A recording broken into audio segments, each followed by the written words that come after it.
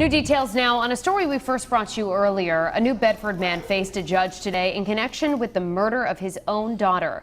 Walter DaSilva is accused of shooting and killing his 19-year-old daughter Sabrina in New Bedford back in July. And tonight, court documents are revealing some chilling new details about the case. Eyewitness News reporter Kelly Sullivan joins us now live from our control room with more on what those documents revealed.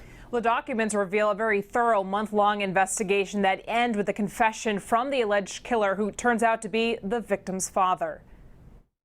It's not the expression you would expect from a father who's accused of murdering his daughter. When the shooting happened, the first place to look, certainly to nobody's mind, was the father of the victim. Walter DaSilva arraigned in court on a first-degree murder charge for the death of his daughter, 19-year-old Sabrina DaSilva.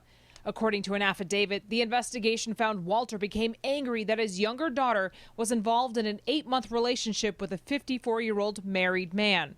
In a lengthy text conversation, Walter called his daughter a whore, saying not to mess with his head. She wrote back calling him an assassin, psycho, and violent, saying, "Sometimes I think you want to kill me." A month after the murder, U.S. Marshals apprehended him in Connecticut.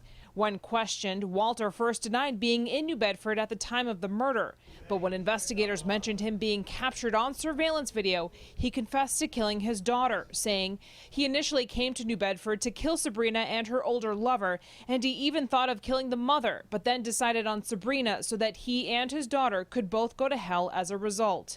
Both the prosecution and defense not commenting on how DaSilva managed to get back into the country illegally after serving time for trying to murder his wife and then being deported to Brazil. He's here, he's in our custody now, and we're going to prosecute him. It's a terrible thing that happened, and my job is just to try to do my best for my client.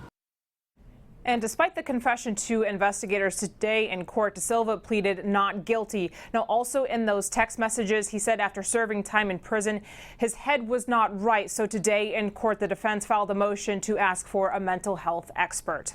Reporting live in the control room, I'm Kelly Sullivan, Eyewitness News.